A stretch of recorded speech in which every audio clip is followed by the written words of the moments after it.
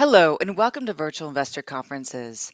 My name is Cecilia, and on behalf of OTC Markets, we're very pleased you've joined us for our next live presentation from Hypercharge Networks. Please note you can submit questions for the presenter in the box to the left of the slides. You can also view a company's availability for one-on-one meetings through the Schedule Meetings tab found on the conference platform. At this point, I am very pleased to welcome David Bibby, President, CEO, and co-founder of Hypercharge Networks, which trades on the OTCQB venture market under the symbol HCNWF and on the TSXV under the symbol HC. Welcome, David. Thank you, Cecilia, and good morning, everyone. Very excited to be here and to share the story of Canada's only publicly traded EV charging company. So I've got 30 minutes with you all this morning, and I wanted to start by talking a little bit about the company and myself, if I may. So first off, we think there is tremendous value in as a company. Despite economic headwinds this last year, we've achieved remarkable growth. Our revenue has grown over 65% last year. And more important and exciting is our backlog has grown by over 340%. And that's despite high interest rates and a slowdown in new vehicle purchases, which have presented some challenges in this industry. EV adoption continues to rise. And one of the biggest barriers to EV adoption is a lack of reliable charging infrastructure. And that's the problem that we solve. And so, by way of introduction, my background, I've worked with some of the largest publicly traded companies in Canada. I've helped them scale their businesses. I spent 6 years in heavy equipment at the world's largest Caterpillar dealer prior to founding Hypercharge. My role there was helping to digitize the heavy equipment industry and connecting assets around the world and finding new and interesting ways to help lower our customers' operating costs and increase their performance through connected technology. And so now you'd be hard pressed to find a machine out in the universe that isn't connected by telematics, whether that's cellular, satellite, or Wi-Fi. So there's quite a comparison to EV charging. Every charger that we sell is connected and networked, and I'll get into that in a minute why that's important. But what it means for investors is there's a recurring revenue stream beyond our existing purchase. So as we get into this, we're going to talk about some of the new customers that we've started to work with. The impressive list that a year ago I presented at this conference. Our company is probably 10x better than it was last year, and that's always my mission, is to figure out how we can scale up and do it sustainably and consistently. So let's get into this a little bit. So Hypercharge Networks provides turnkey EV charging solutions primarily to multi-unit residential customers, fleet customers, and public charging environments here. So just need to fix the screen. I can't actually read part of the slide here, but we're traded on the TSX Venture, as mentioned, under the symbol of HC. On the OTC, we're HCNWF. The share price is about 15 cents Canadian today. Our market cap's about 12.9 million Canadian dollars. This market has been beaten down this past year. Obviously, it had some pretty lofty heights in 2021 and 2022, but every quarter there's a new record, a new high bar for EVs sold. Even though the adoption rate may be slowing a little bit, I mean, it was on fire for years, and it still is for that matter, but it isn't growing quite as quickly. And really that's due to high interest rates and people, feeling the pinch on economic slowdown, and they're not buying new vehicles as fast as they were. There's also a classic technology adoption curve. As we've seen in our lives, there's early adopters, and there is generally a dip between early adopters and mass adoption. I think we're right in that little dip right now, and we're coming through it. In Q3 and Q4, it was pretty tough sledding out there.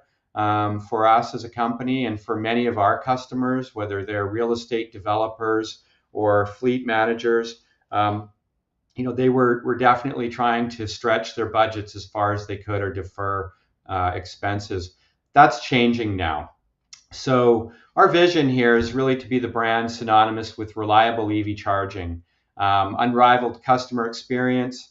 We have great technology, innovation. We continue to innovate in this space here because if you'd asked me 3 years ago what the market would have wanted and needed, I would have given you an answer, and it would have been partially true, but it's evolved so quickly, and we're at the cusp and the forefront of that.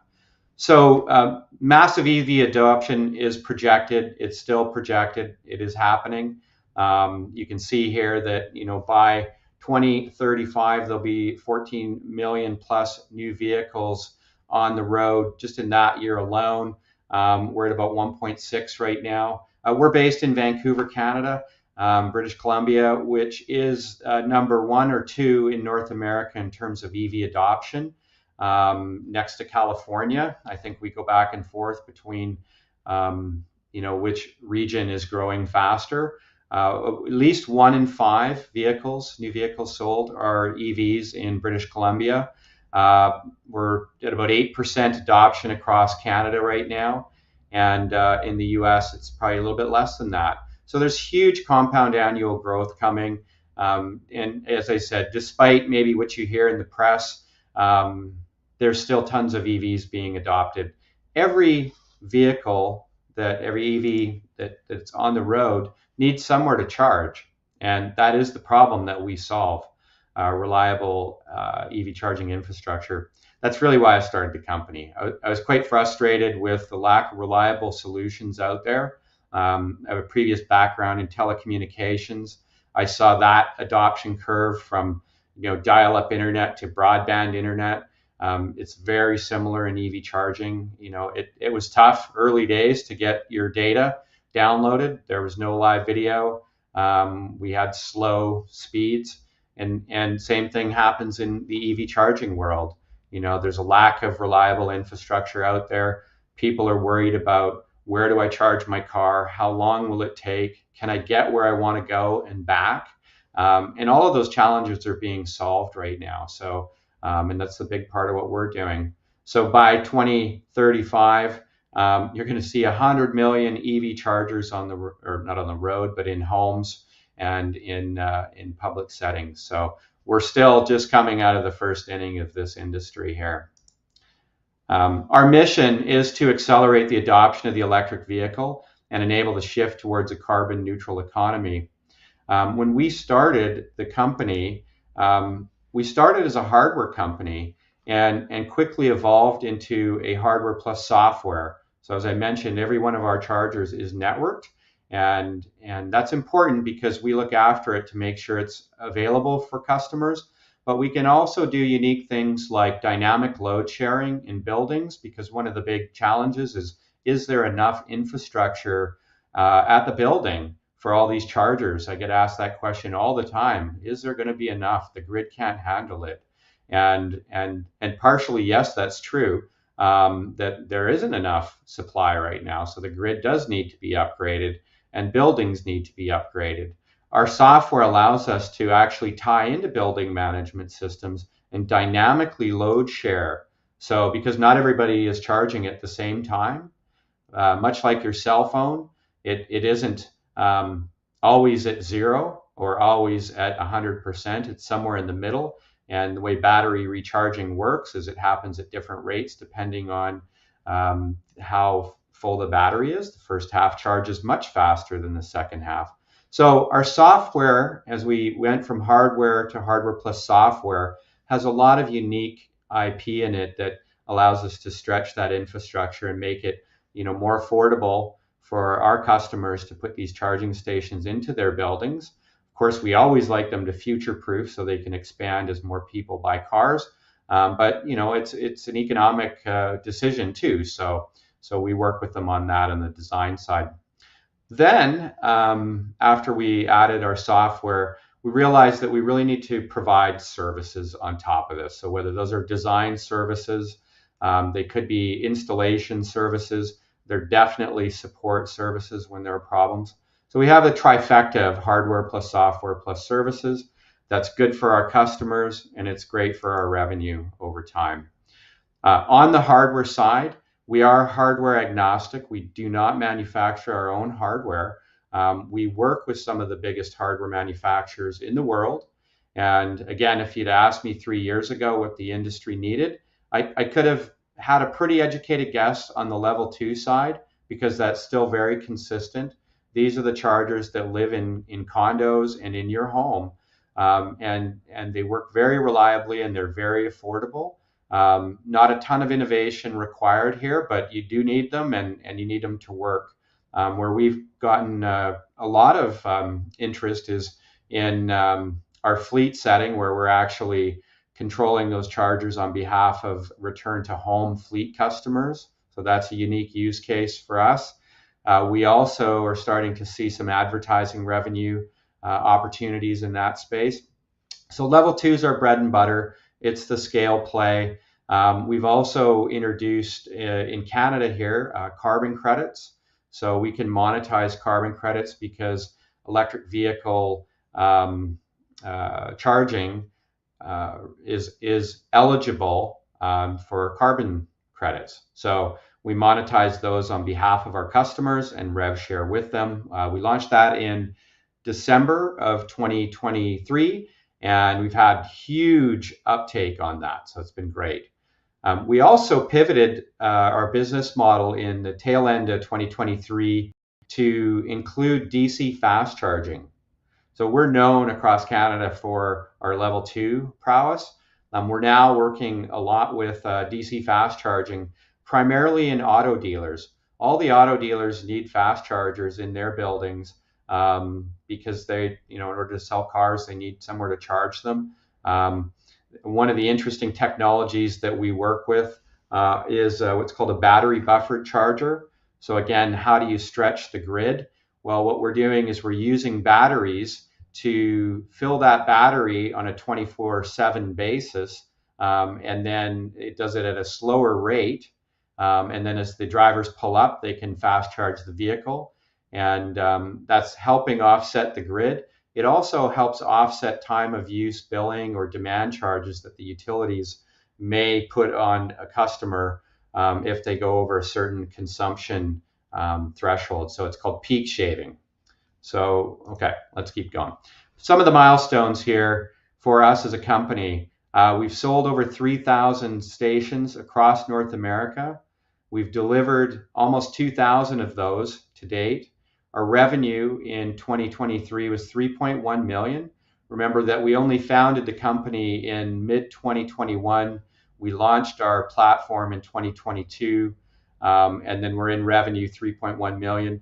That was about a 65% growth over the year prior, despite all the headwinds I mentioned. What I'm most excited about is the customer list that we have here across Canada and the sites under management. So for us, what's really important from an expansion revenue point of view is the sites under management. It's one of our North Star metrics here as a company. We have over 330 of those deployed to date. And then finally, in the bottom right here, almost 17,000 drivers on the Hypercharge app. That's growing at almost 1,000 a month right now. It's really starting to take off as we scale up. So where have we delivered these chargers? We're all across Canada, 8 provinces and territories. We're now expanding into the US. We're in 11 states already. Small numbers in those states, but the US is a huge opportunity for us. And we're scaling through our partner channel into the US. We have over 60 Hypercharge preferred partners that work with us every day to help sell our products into their clients' buildings and into different locations. So that's part of the way we scale to market. We go direct, but we also work through our partner channel. So what makes us different? I get asked this question every call. Well, I've already talked a little bit about it. Hardware agnostic, number one. That means we can pick the best product for our customers. We don't pick everything. We are experts in this space. We know what works. So we have in each category, will generally have 2 to 3 products: a low-cost product, a medium product, and an advanced product. And what that allows us to do is, first of all, we get great solutions for our customers. We know how to support them. We work with their firmware. They are partners of ours, so we know how to win in the business of EV charging.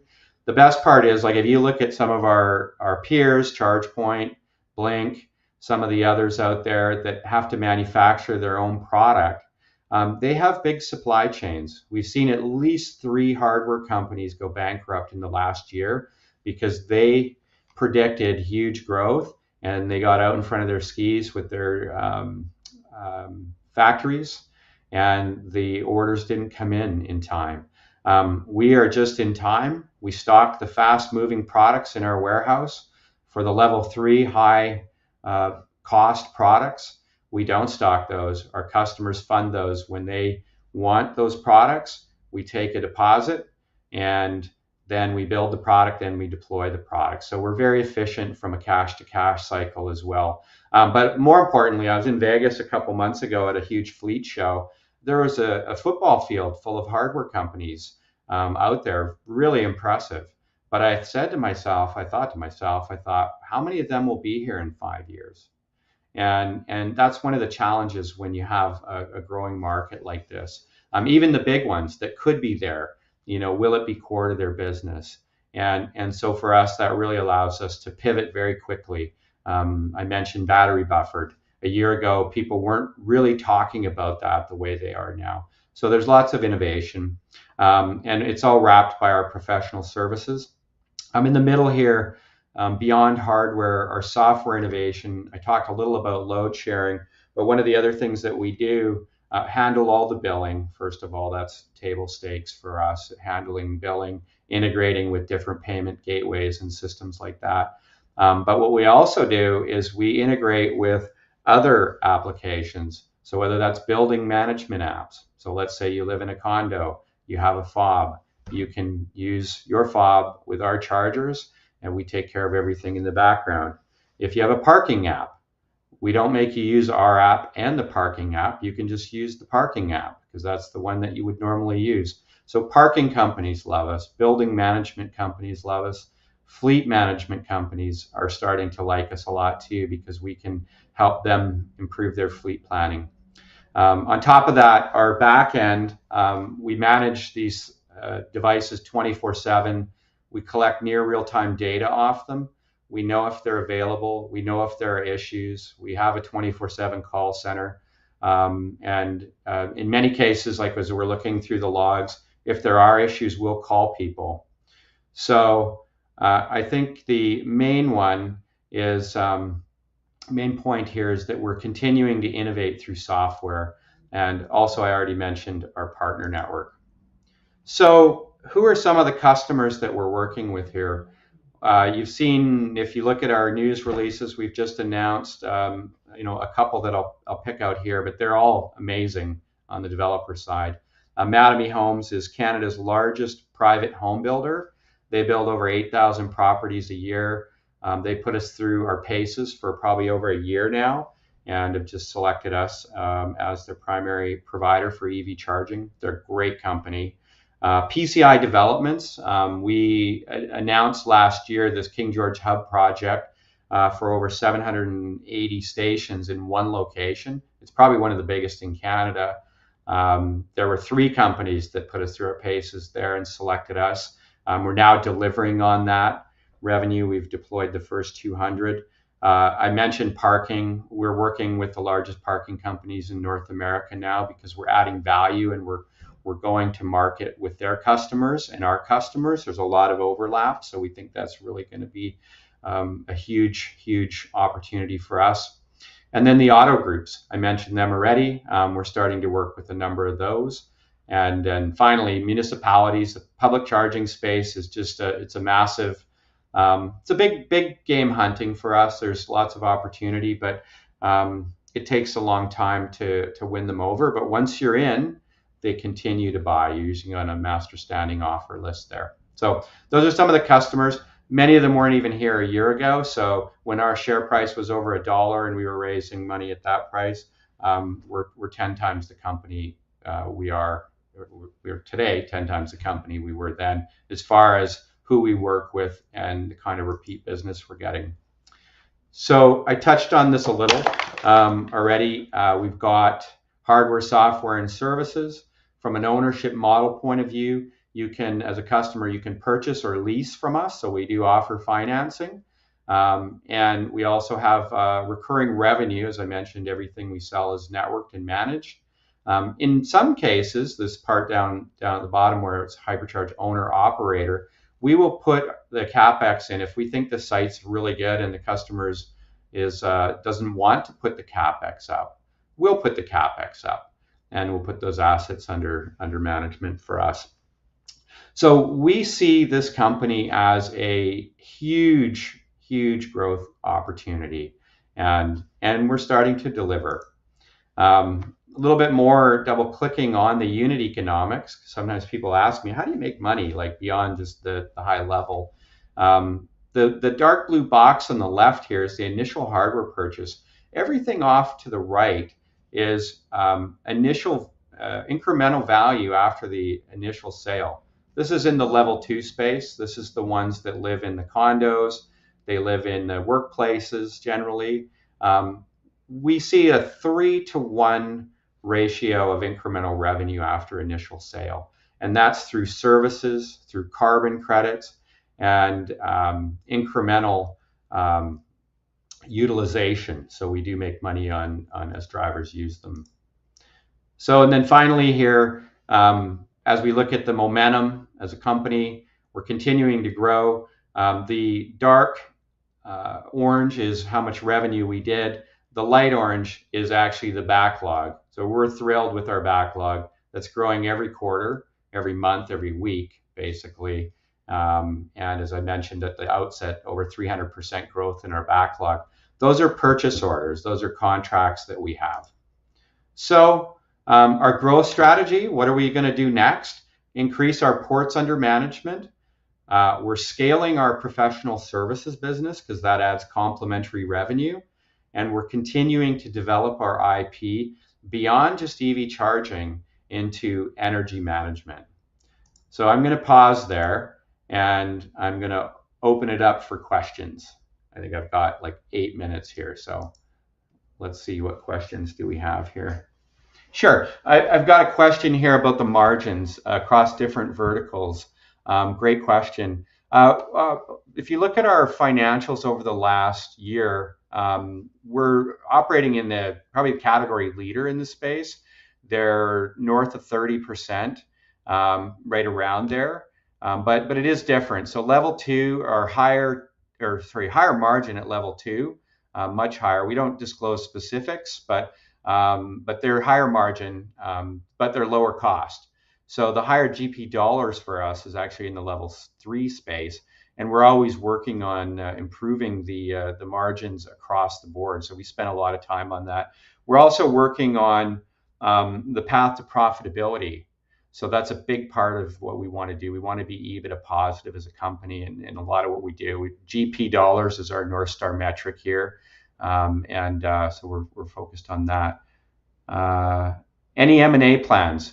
We're always looking at M&A, and I think part of the reason we went public was to use our share capital to grow, and so we're exploring opportunities all the time and as we speak to figure out if there's a good fit for us to get to scale faster.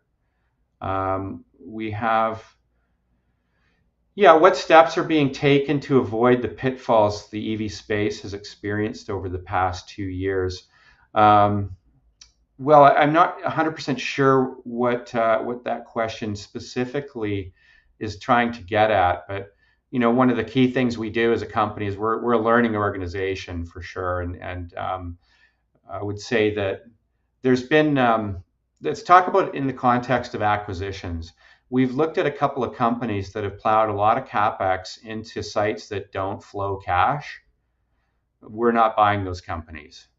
So we're very strategic about what we look at here, and even who we work with on the partner side too. There are pitfalls there too, right? In any industry, there are great partners, and then there are those that are less than great. So we've actually put a big emphasis on qualification of partners to make sure they're the right ones, because really they are the ones that represent our brand in the market.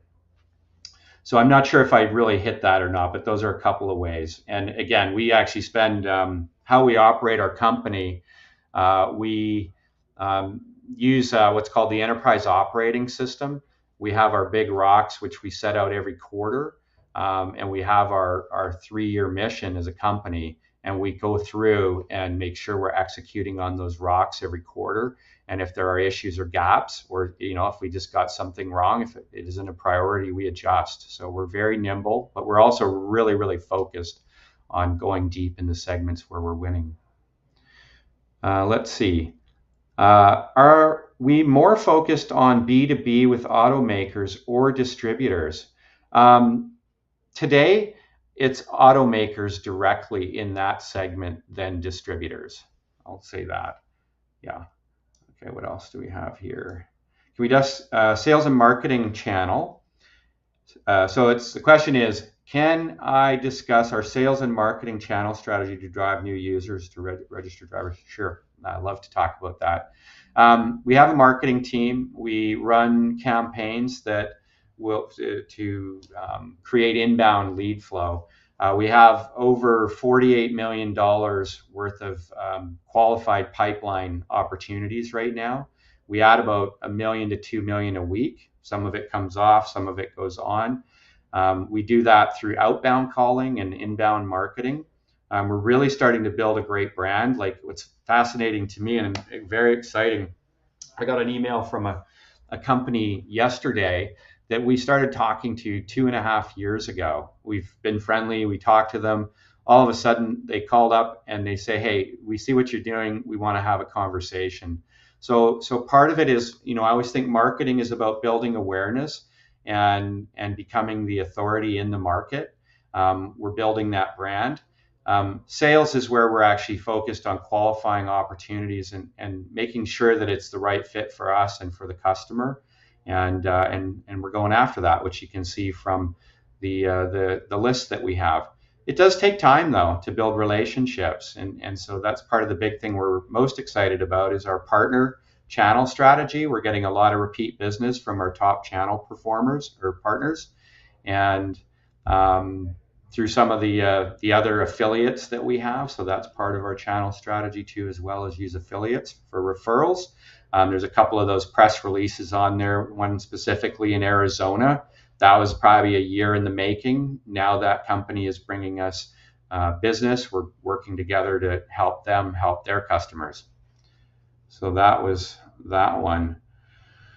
How have we managed to get the support of so many businesses like Tricon, Hyatt, Hilton, and now Mattamy? It's hard work, and having good relationships with people.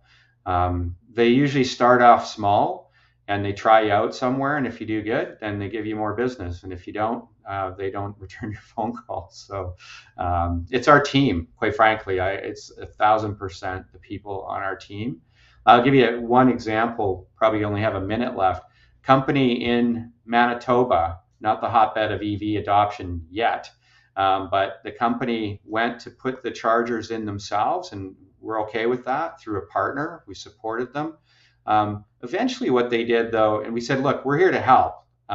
Then they put them in. They didn't love how it worked. They called us up. We sent a technician out to Manitoba on our dime and made it right, because that's what we do. And turned that situation into the situation where now they're planning to put 100% of all of their buildings on our network over the next 4 years across the prairies. And they love working with our team. So it comes down to people doing the right things on a consistent basis. So I guess that's it. I'm probably out of time here. I think that's probably it for questions too. So thank you all for your time. Please, if you have any questions, you can reach us at hz@mzgroup.us. Please follow us on the TSX Venture under the symbol HC, on the OTC at HCNWF, and we are available to have conversations as well. So thank you again for your time today.